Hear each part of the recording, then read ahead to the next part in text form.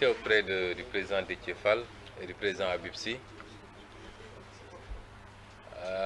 non pas parce que je ne veux pas que cette problématique soit abordée, mais parce que je voulais qu'on essaie de centrer cette conférence de presse sur les thématiques extrêmement importantes qui ont été retenues et qui nous permettaient de ramener le débat public sur l'essentiel.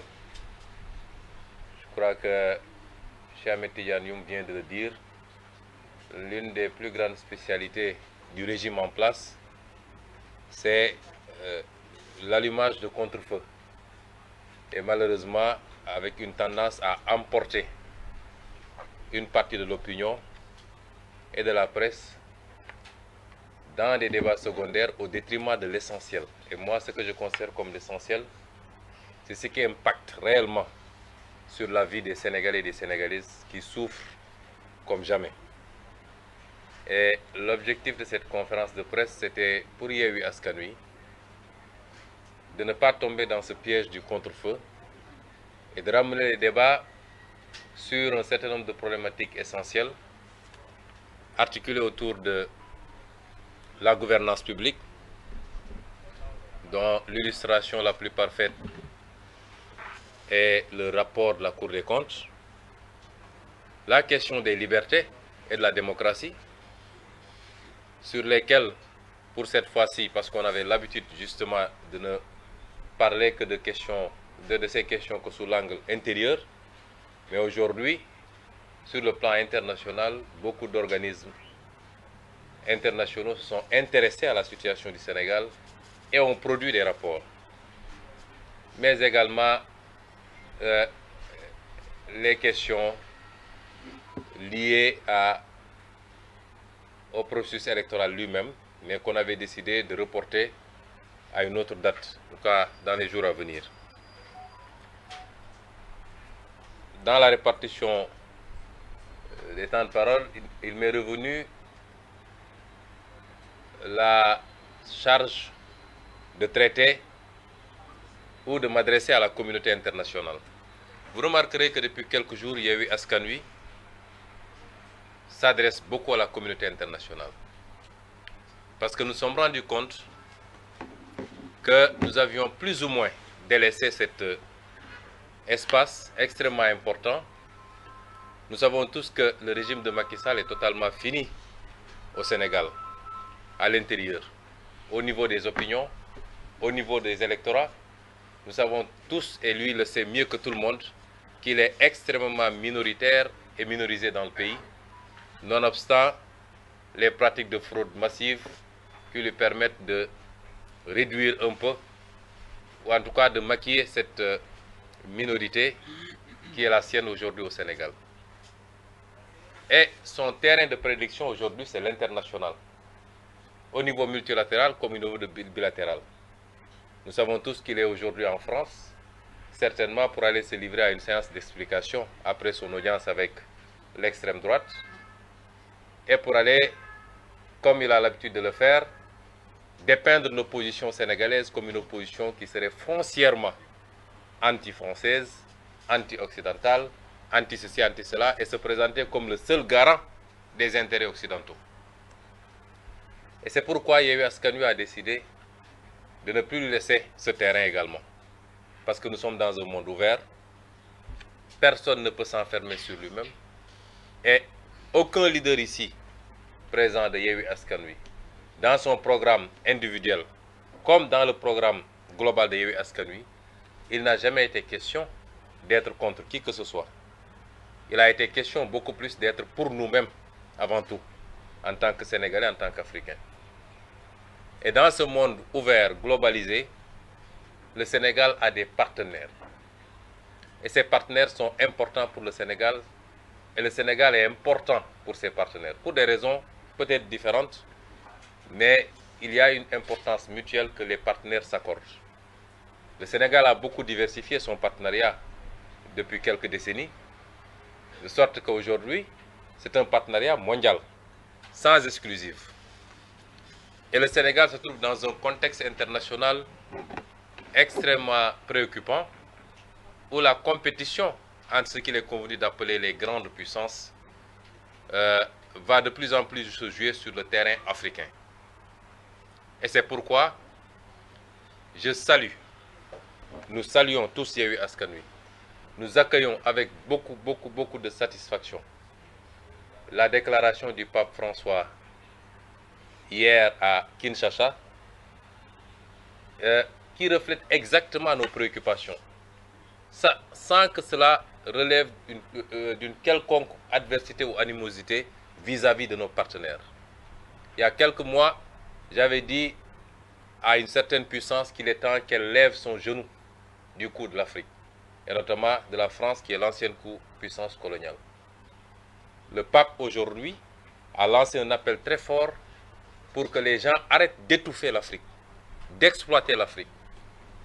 Et ce message est bien reçu par tous les progressistes africains, tous ceux qui veulent d'une Afrique souveraine, connectée au monde, coopérant avec tout le monde, mais dans le respect mutuel et dans des partenariats gagnant-gagnant. Et c'est cela que nous avons toujours dit. Malheureusement, le message avait été mal perçu. Il y a eu beaucoup de manipulation des opinions.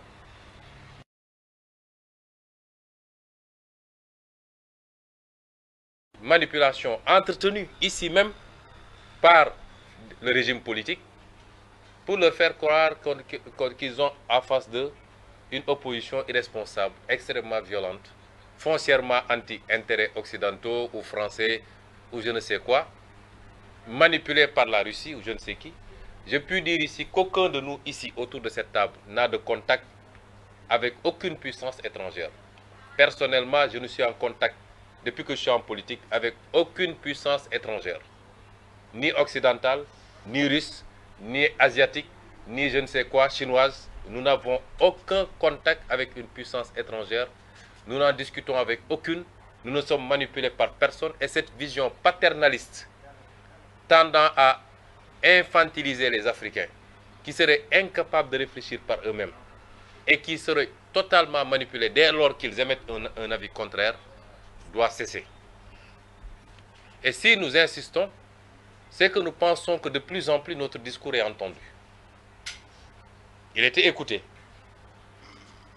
Maintenant, il est entendu. Je crois qu'il est de plus en plus compris également. Et c'est tant mieux. Parce que l'avenir des relations entre le Sénégal et tout autre État étranger, l'avenir des relations entre l'Afrique et le monde n'est plus cette vision focardienne qu'on avait de l'Afrique, mais cet avenir, c'est les discours comme les nôtres qui pourront le définir. C'est entendu parce que, au niveau multilatéral, des organismes internationaux se sont enfin intéressés à la situation préoccupante du Sénégal et ont produit des rapports. Je voudrais que nos amis de la presse, de la société civile, que tout le monde s'intéresse un peu plus à cela. Hier, on s'est réveillé avec des titrailles. On disait que le Sénégal serait devenu un État extraordinaire et entré dans le top 10 de l'indice Mo Ibrahim. Ce qui est ridicule d'ailleurs. Si tel est le cas, il faut s'inquiéter de l'Afrique. Il faut s'inquiéter sérieusement de l'Afrique. Si aujourd'hui, un pays où en pleine pandémie de Covid, des autorités ont pu faire ce qu'ils ont fait avec le bien public, on dit que c'est un exemple en matière de gouvernance, il faut s'inquiéter de l'Afrique. Qu'est-ce qui se passe dans les autres pays de l'Afrique, finalement? Et pourtant, on a voulu en faire un truc. D'autant que sur les indices les plus importants, on n'a même pas évolué d'un point, notamment sur l'indice de perception de la corruption. Voilà des rapports qui parlent de choses beaucoup plus profondes et beaucoup plus graves pour le pays. Et quand le rapporteur spécial sur les droits de réunion pacifique et la liberté d'association, parce qu'en réalité, ce que Déthié a lu, c'est le condensé de 3 organes. Il y a le rapporteur spécial sur les droits de réunion pacifique et la liberté d'association, le groupe de travail sur la détention arbitraire et le rapporteur spécial sur les exécutions extrajudiciaires, arbitraires et sommaires. Quand ces 3-là s'intéressent au cas du Sénégal et adressent une note à l'État du Sénégal sur un seul événement, c'est-à-dire tout ce qui a suivi le blocage de notre liste de titulaires, de liste nationale de titulaires lors des élections législatives passées. Les tentatives de manifestation, les arrestations arbitraires, les exécutions qu'il y a eu à Ziguinchor et à Bignona, ils n'ont même pas été beaucoup plus loin. Parce qu'en termes d'exécution sommaire, de morts suspectes, de disparitions, il y en a eu.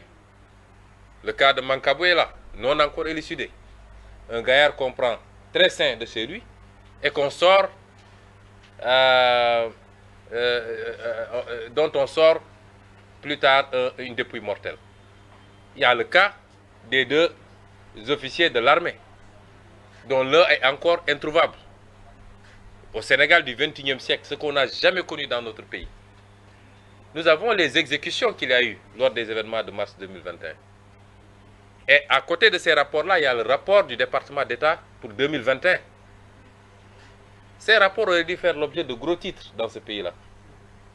Des rapports qui disent que des 14 morts des événements de 2021, au moins les 10 ont été exécutés par les forces de l'État. C'est extrêmement grave. Et on doit en parler. Et c'est une bonne chose que ces institutions internationales enfin s'intéressent à ce qui se passe au Sénégal. Et n'écoutent pas seulement le discours ambiant du régime. Et si l'opposition sénégalaise a un problème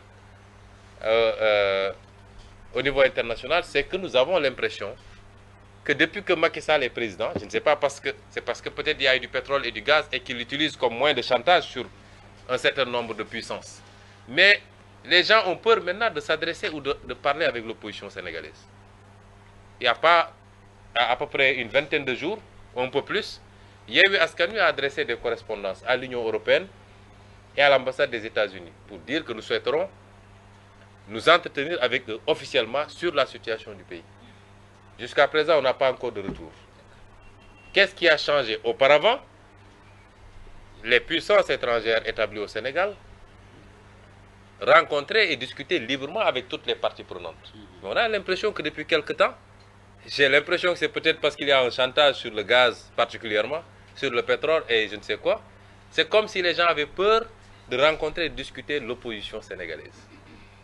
Et c'est pourquoi nous considérons que ces rapports vont dans le bon sens, de même que le rapport de l'Union européenne sur le processus électoral, qui est un rapport à charge contre l'État sénégalais et ses pratiques frauduleuses. Les pratiques pour empêcher des candidats de pouvoir candidater, le parrainage, les pratiques liées à la rétention sur le fichier électoral, les pratiques liées à la rétention des cartes d'électeurs pour les primo-votants notamment, et beaucoup d'autres pratiques. Et c'est sur toutes ces questions-là que nous avions souhaité, nous, pouvoir rencontrer les différents organismes, aussi bien dans le cadre bilatéral que multilatéral, et échanger. Non pas parce que nous voulons leur implication directe, mais parce que c'est des partenaires qui participent par le financement et par beaucoup d'autres moyens à ce qui se passe au Sénégal.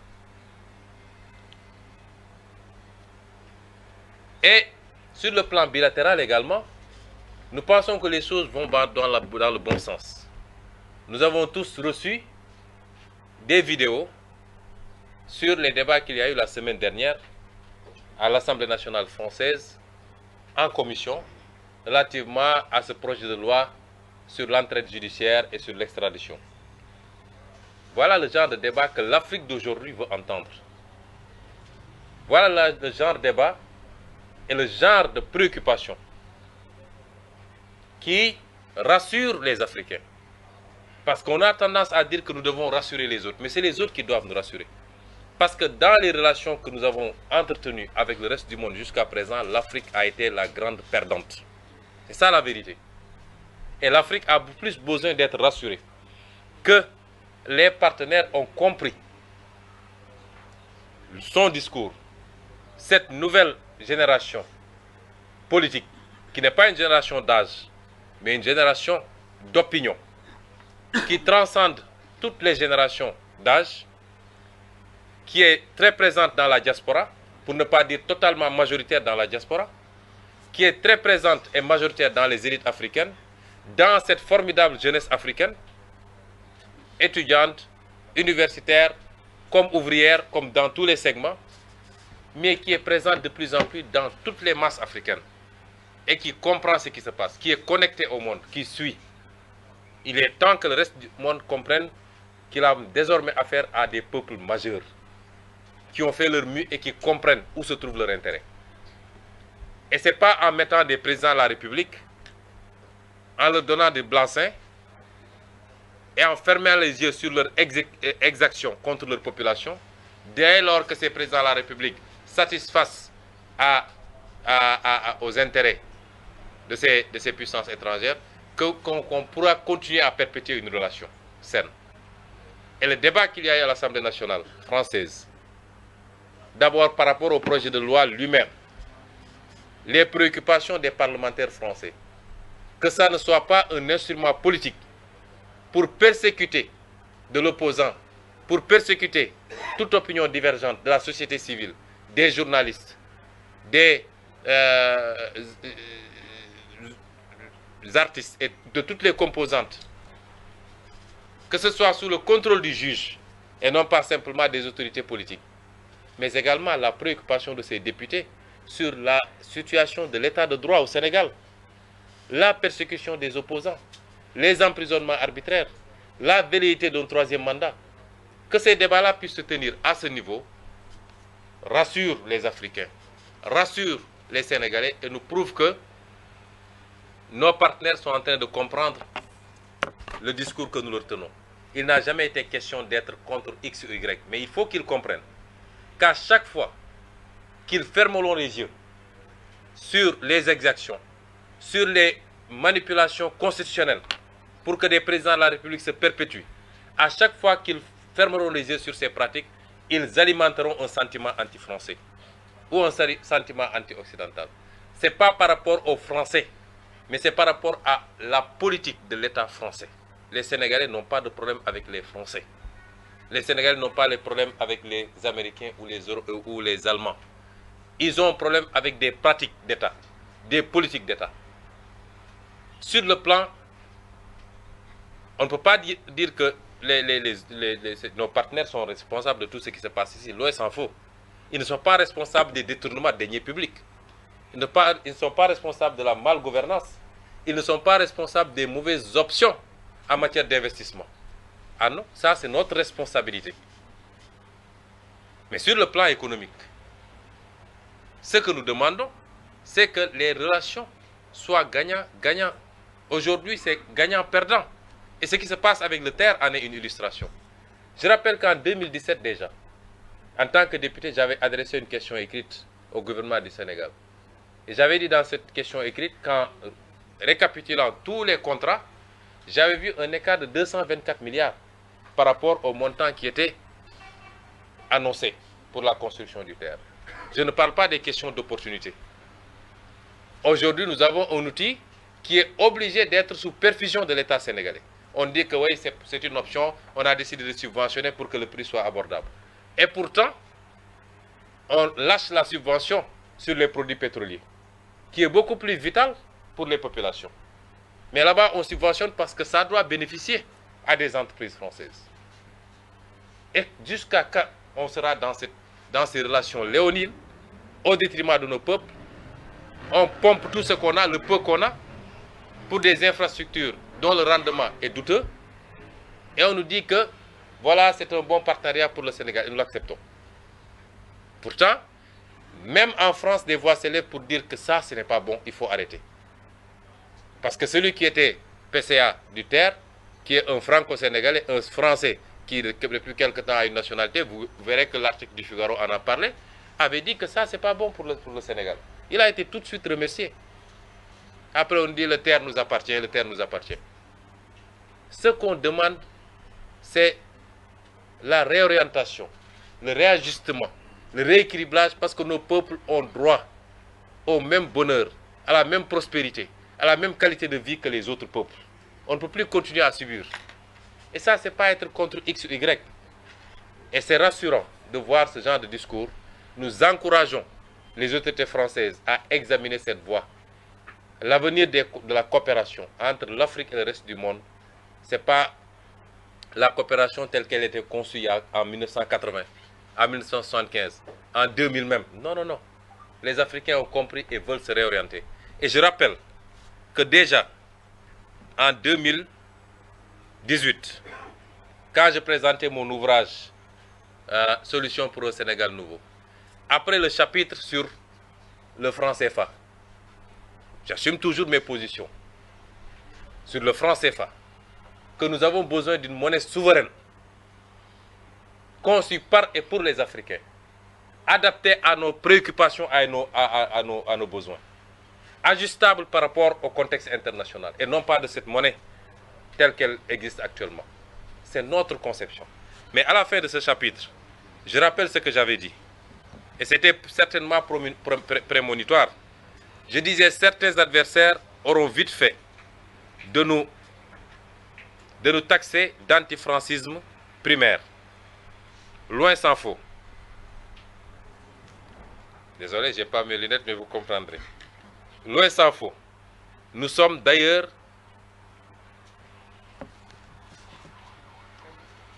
ne serait-ce que pour le principe d'une exception culturelle face aux velléités unilatéralistes d'un seul pôle, pour le renforcement, le raffermissement et l'affirmation d'un bloc francophone fort et homogène dans sa diversité, mais fondé sur des rapports plutôt gagnant-gagnant que de domination dont nos pays n'ont que trop souffert. Nous souhaitons que la France entende et comprenne notre message, celui d'une nouvelle Afrique, portée par une nouvelle génération politique, citoyenne, artistique, intellectuelle, qui n'aspire qu'à plus d'égalité et d'équité dans nos rapports avec elle, pour le progrès et le développement auquel aspirent légitimement nos peuples. Si elle l'entend et le comprend, cela sera salutaire pour nos relations séculaires. Sinon, elle s'achemine vers une rupture brutale et inéluctable avec ses anciennes colonies qui s'orienteront définitivement et durablement vers d'autres partenaires privilégiés. Ça, c'était en 2018. Si la France avait entendu ce discours, ce qui s'est passé au Mali ne se serait pas passé. Ce qui s'est passé au Burkina ne serait pas passé. Et ce qui risque de se passer dans beaucoup d'autres pays ne se serait pas passé.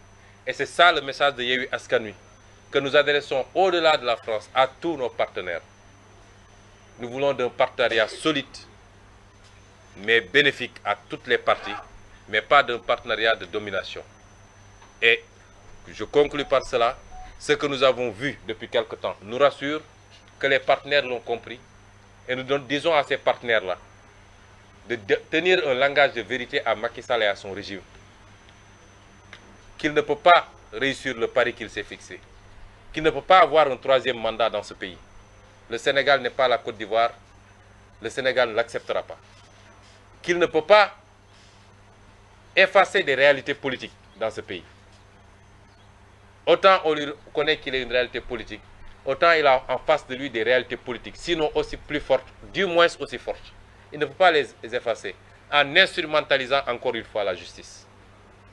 Le seul problème de ce pays désormais, ce n'est pas l'antagonisme entre les partis politiques, mais c'est la justice sénégalaise qui a accepté d'être un instrument au service de la politique, un instrument au service d'un régime.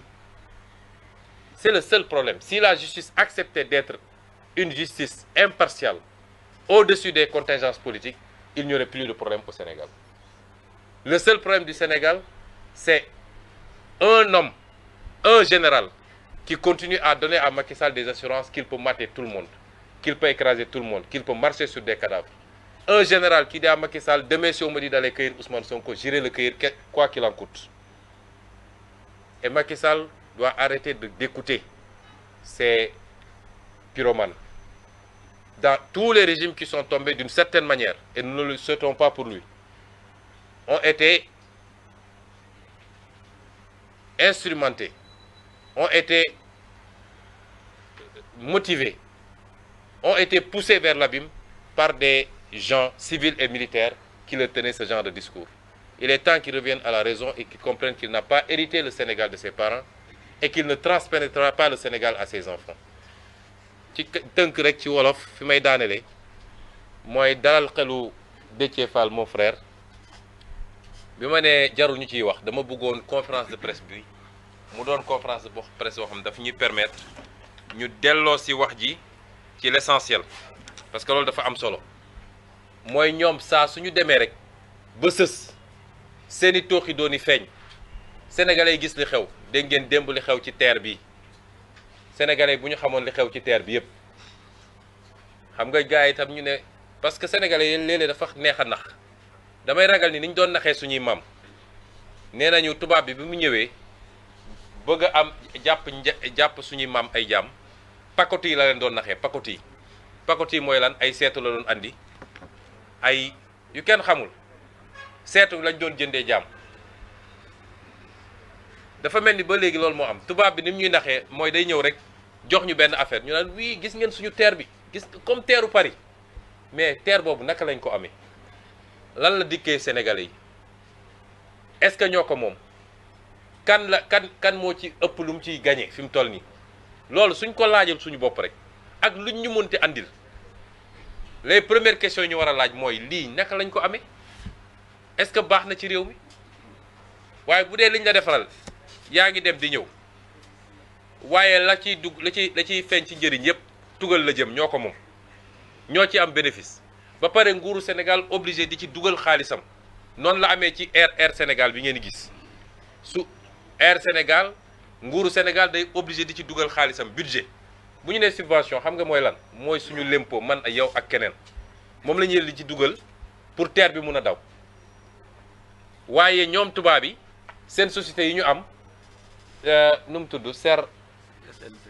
SNCF ak li mu créé fii société bi mu créé fii SETER ak ñoom ñoom du ñu ñàkk mukk su jaree ñu jël suñu lempo di leen fay ñoom dañ leen di fay xaalis mais du ñu ñàkk mukk loolu mooy terre bi ngeen di dégg noonu lay amee ci BRT bi Air Sénégal noonu la amee leneen ak leneen noonu la amee musiba yi fi am suñ ko doon wax duñ ko jeexal moo nem de 2017 laa bind gouvernement boobu député la ne leen terre bii ne ngeen 500 xaw ma ñaata milliards la man de ma defee sama calcul dina ëpp 1000 et quelques milliards biñ ma tontoo ñoom nangu nañ ni ëpp na 500 milliards dinaa publier seen réponse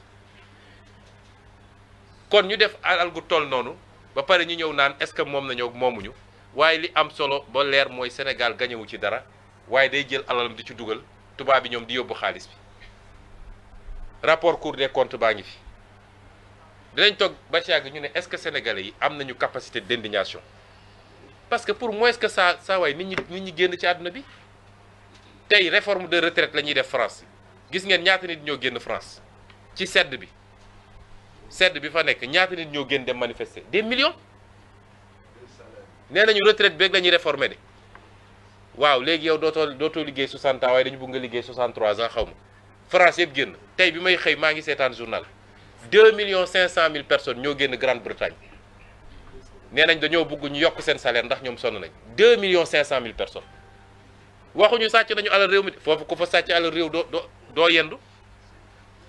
doo yendu fii nag lu ne mën na faa xew Sénégal yi dañ koy waxtaan ñaari fan ñetti fan mbir mi jaare foofu Macky Sall daal di créer ay contre-feu damay yóbbu fii Ousmane Sonko damay def lii ñëpp nekk ci loolu moo tax bi may wax Déthié conférence bi dafa amoon solo pour ñu fàttali sénégalais yi yenn affaires yi waaye tekkiwul ni dama bañ ñu wax ci lu jëm ci samay mbir li jëm samay mbir tey la gën a tàng la ma wax ci Kër Massar moo fi nekk ba léegi ñëpp a ngi préparé quartier par quartier kër par kër Macky Sall li ma wax rek bu bëggee jàmm dina ko am waaye bu bëggee safaan bi dina ko am parce que ñun duñu joxe suñu bopp li may wax toujours xale yi ku leen ne da ngeen bëri fitna dem leen toog muñ leen nangu leen ñu tëj leen kaso bëggul réew mi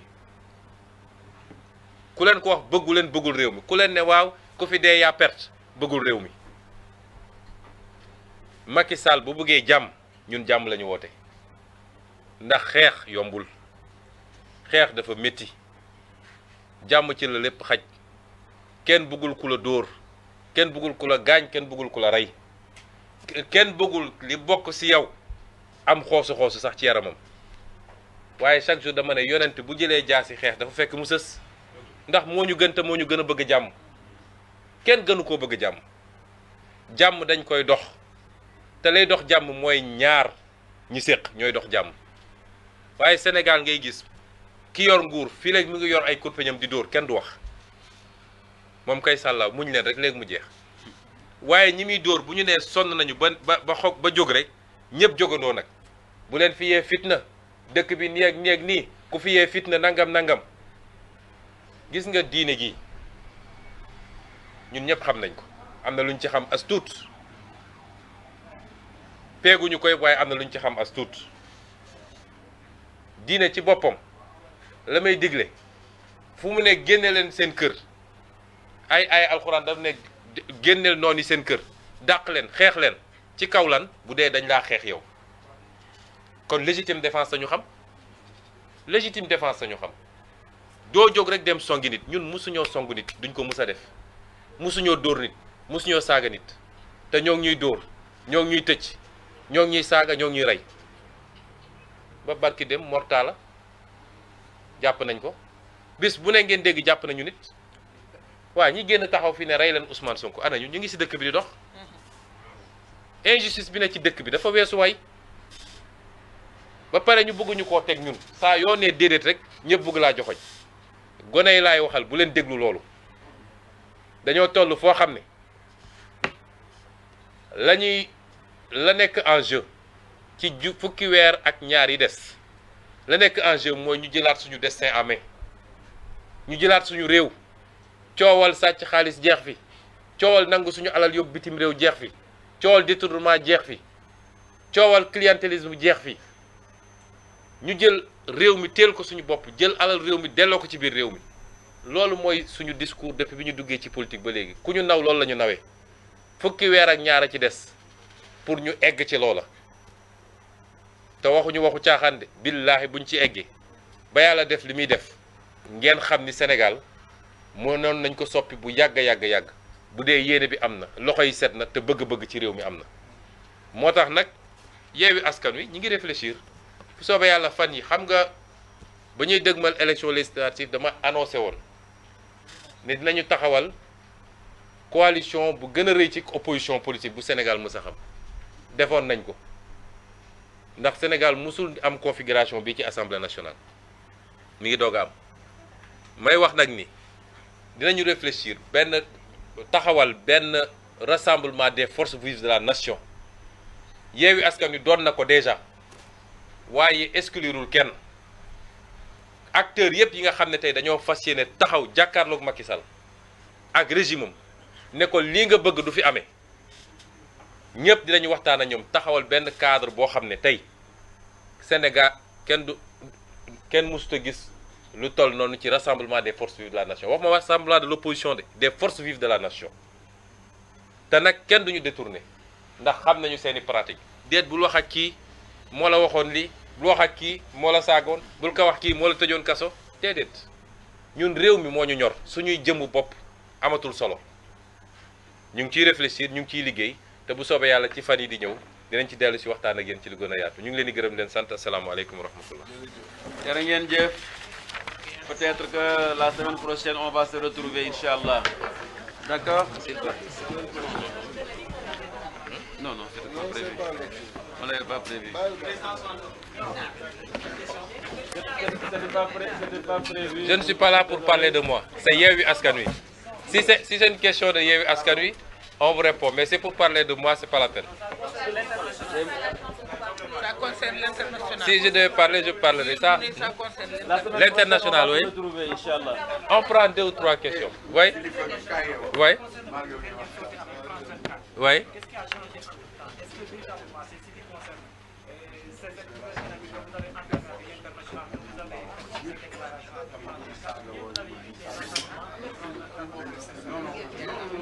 J'ai été sollicité par France 24.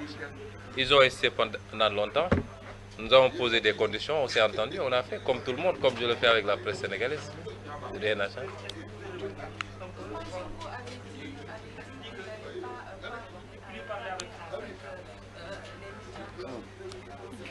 Une minute, je termine. Non, je n'ai pas dit que je ne parle pas avec les médias centrés. J'ai parlé de 2 médias qui avaient fait une interview ici. Ces médias m'ont présenté leur excuse. J'ai considéré que l'incident est derrière nous. Et on continue à traiter avec tout le monde. Je ne parle pas de moi ici. Merci. On va se retrouver demain. C'est Yewwi Askan Wi. À la semaine prochaine, Inch'Allah.